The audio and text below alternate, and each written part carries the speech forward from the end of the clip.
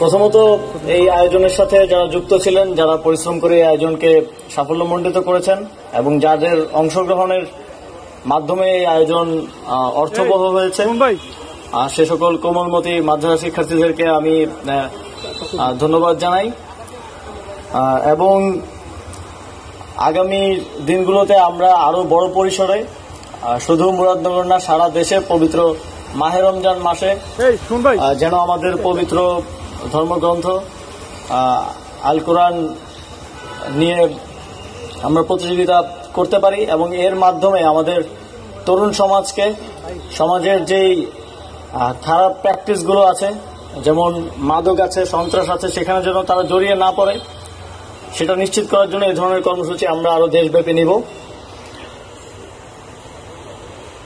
আমরা এই সরকার প্রথম থেকে স্পষ্টভাবে আমরা বলছি যে তরুণরা আগামী বাংলাদেশের ভবিষ্যৎ, শিশু কিশোররাই আগামী বাংলাদেশের ভবিষ্যৎ। আমরা তাদেরকে যেভাবে গড়ে তুলব, আমরা ঠিক সেরকম একটা বাংলাদেশ ভবিষ্যতে গিয়ে পাব। সেই উদ্দেশ্যে তরুণদেরকে মাদক থেকে দূরে নিয়ে খেলাধুলা এবং বিভিন্ন ধরনের শিক্ষা সংশ্লিষ্ট প্রতিযোগিতার মাধ্যমে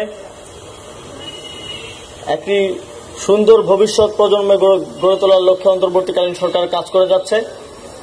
জনগণের পক্ষ থেকে আপনারা তাতে সহযোগিতা করছেন, সমর্থন করছেন, সেজন্য আপনাদেরকে ধন্যবাদ।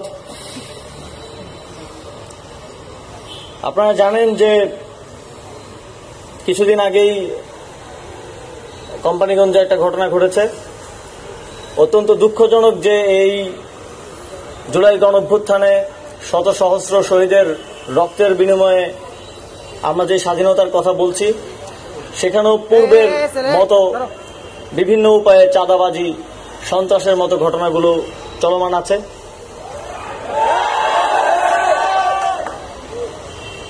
আপনারা দেখবেন যে আমরা আসলে ফ্যাসিবাদী শাসনের কারণে এমন একটা পরিস্থিতিতে চলে এসেছি যে অনেকে এখন মনে করে চাঁদা দেওয়াটা মনে হয় আমার দায়িত্ব। আমাকে যে কেউ এসে একটা টোকেন ধরিয়ে দিল, আমার তাকে 50 টাকা দিতে হবে, 100 টাকা দিতে হবে। আবার যারা চাঁদা নেয় তারা মনে করে যে এটা আমার অধিকার, কারণ দীর্ঘদিন ধরে তো এভাবেই চলে আসছে, এখন কেন চলবে না। কিন্তু তাদেরকে আমরা স্পষ্টভাবে একটা বার্তা দিতে চাই, জুলাই গণঅভ্যুত্থানের পরে পূর্ববর্তী আর কোনো এ ধরনের প্র্যাকটিস আর বরদাস্ত করা হবে না। সারা বাংলাদেশে অন্তর্বর্তীকালীন সরকার চায় জুলাই গণঅভ্যুত্থানে শহীদরা যে কারণে জীবন দিয়েছে একটি সুন্দর বাংলাদেশ গড়ার জন্য, সেই বাংলাদেশ বাস্তবায়নে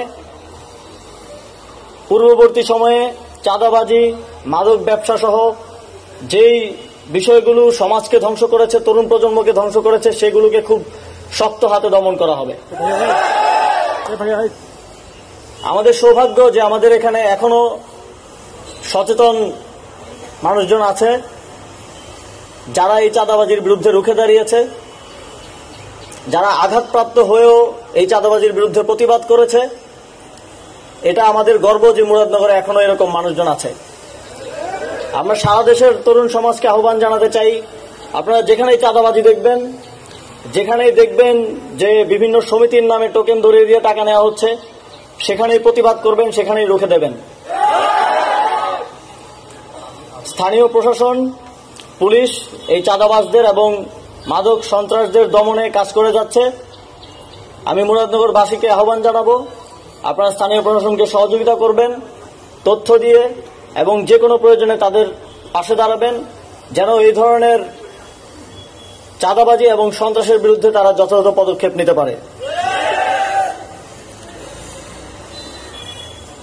সর্বোপরি আজকে এত সুন্দর একটি কর্মসূচি হাতে নেওয়ার জন্য এবং আয়োজন করার জন্য আমি মুরাদনগর উপজেলা প্রশাসনকে ধন্যবাদ জানাতে চাই, এবং আপনারা যারা এই আয়োজনকে সাফল্যমণ্ডিত করেছেন, অংশগ্রহণ করেছেন, আপনাদেরকে আবারও বিশেষভাবে ধন্যবাদ জানিয়ে আমার বক্তব্য শেষ করছি। আসসালামু আলাইকুম।